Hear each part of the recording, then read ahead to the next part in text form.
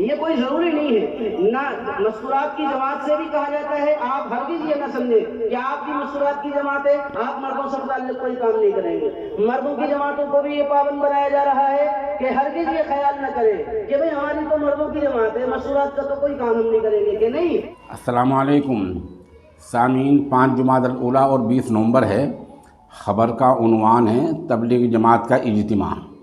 یہ اجتماع اور جوڑ مغربی اتر پردیش کے ضلع شاملی کے قصبہ کیرانے کے علاقہ گاؤں سنہٹی میں ہوا ہے. خبر کے لیے محیط ہے امام و خطیب حافظ محمد مہربان ہمارے رابطے میں ہیں. وہ بتا رہے ہیں کہ ماشاءاللہ اجتماع کا نتیجہ بہت ہی اچھا رہا ہے, جہاں سے 4 مہینے کی 4 جماعتیں اور 1 چلے کی 10 جماعتیں راہ خدا میں نکلی ہیں. جب ہم جماعت کا لفظ بولتے ہیں تو عام طور پر اس کا مطلب یہ ہوتا ہے کہ ایک جماعت میں 10 آدمی ہوتے ہیں. 10 جماعتیں 1 چلے کی نکلی ہیں تو مطلب یہ کہ اللہ کے راستے میں 100 آدمی نکل گئے ہیں. 4 مہینے کی 4 جماعتیں ہیں, گویا 40 آدمی کم سے کم 4 مہینے کے لیے نکل گئے ہیں, یعنی 140 آدمی تقریباً اللہ کے راستے میں نکل گئے ہیں. اجتماع کا جو بنیادی کام ہوتا ہے وہ آپ سب جانتے ہیں کہ اجتماع میں ترغیبی عمل ہوتا ہے. کوئی بیان ایسا ہوتا ہے جس سے لوگوں کو اللہ کے دین کی طرف متوجہ کیا جا سکے. جماعت میں رغبت دلائی جاتی ہے. پھر کارگزاری سنی جاتی ہے. کارگزاری کی روشنی میں کوئی بیان ہوتا ہے. بیان کے بعد پھر تشکیل ہوتی ہے اور تبلیغی بھائی تشکیل کے لیے پوری محنت کرتے ہیں. اتنی جدوجہد کرتے ہیں کہ بہت سے آدمی نہیں بھی سوچ کے جاتے تو پھر ارادے میں نام لکھ لیتے ہیں. پھر دعا ہوتی ہے اور مصافحہ کے بعد امیر کی ہدایت کے مطابق جماعتوں کا رخ بن جاتا ہے. یہاں ماشاءاللہ مرکز نظام الدین سے بھی علماء کرام کی جماعت آئی ہے.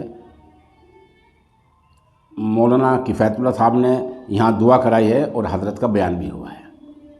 بھائی نسیم کا بیان ہوا ہے اور کارگزاری سے پہلے حاجی جواد صاحب کا بیان ہوا ہے. مولانا شاہد صاحب کا ظہر کے بعد بیان ہوا ہے. مفتی تمکین صاحب کا بیان ہوا ہے. اور اس طرح جو بہت سے لوگ خدمات میں شامل تھے, بھائی افسرون, بھائی سرتاج, بھائی اسلام, بھائی شمیم, مولانا کوثر, حافظ سالم وغیرہ, یہ سب خدمت جو ہوتی ہیں جماعت میں یہ ہر ایک کا طے ہوتا ہے. پہلے 2-4 دن پہلے مشورہ ہوتا ہے.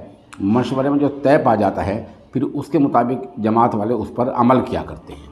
یہاں ماشاءاللہ مولانا محمد حسین اور مولانا سرتاج نے باضابطہ اعلان کیا ہے. اعلان کا مطلب یہ ہوتا ہے کہ نماز سے پہلے یا نماز کے بعد اور جوڑ سے پہلے جو اعلانات ہوا کرتے ہیں اس کے لیے بھی آدمی طے ہوتا ہے.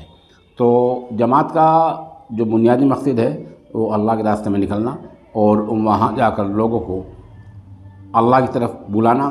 جو لوگ عبادت سے, نماز سے, روزے سے غافل ہیں ان کو نماز روزے کی دعوت دینا اور ترغیب سے یعنی رغبت دلا کر مسجد کی طرف لانا.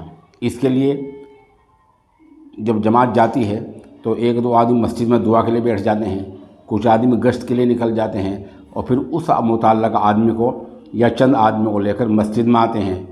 ان کو روزے نماز کی تلقین کی جاتی ہے, نصیحت کی جاتی ہے اور پھر نماز کے بعد گھر بھیج دیا جاتا ہے.